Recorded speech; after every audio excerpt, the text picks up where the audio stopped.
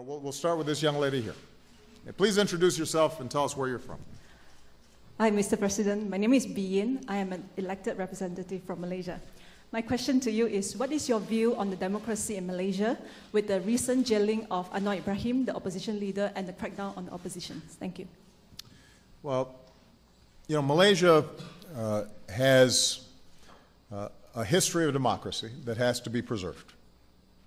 And you know, I have a very good relationship with Prime Minister Najib, and we are close partners and cooperating on a whole host of issues.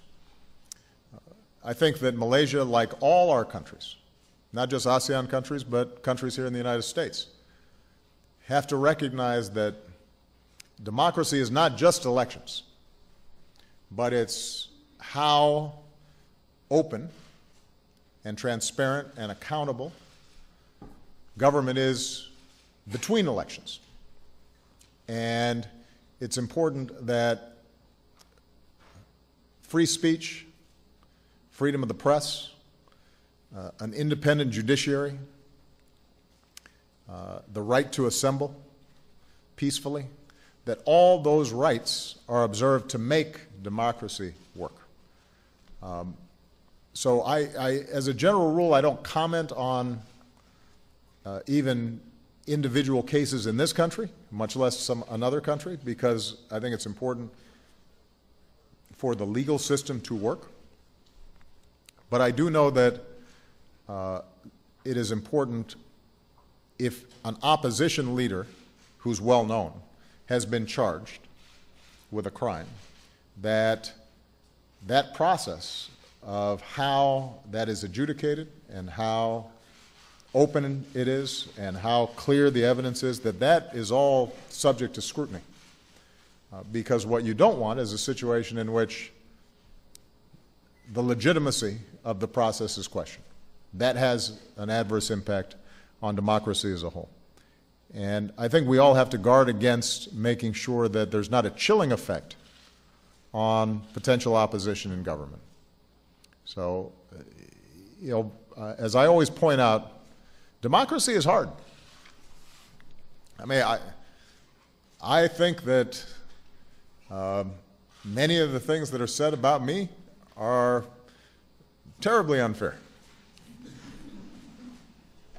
But the reason American democracy has survived for so long is because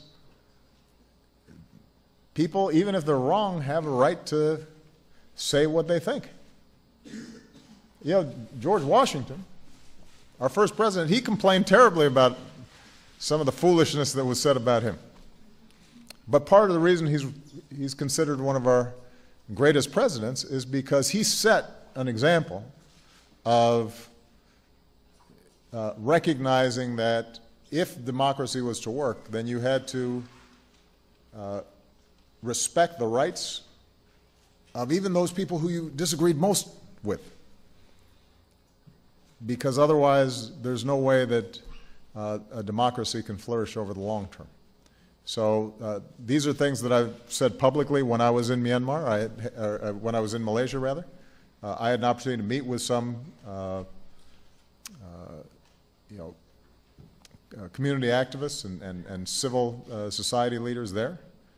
And this is something that I say everywhere we go. And it's important for America to recognize that we're not perfect either. And so we have to make sure that we are constantly seeing how do we improve our democracy. I mean, the amounts of money, for example, that are involved in our elections these days is disturbing, because it makes it seem as if a few people have more influence in the democracy than the many. And so I will continue to speak out about these issues, even with friends. Maybe sometimes we are even more willing to say something when it's friends, because we know that they can do better.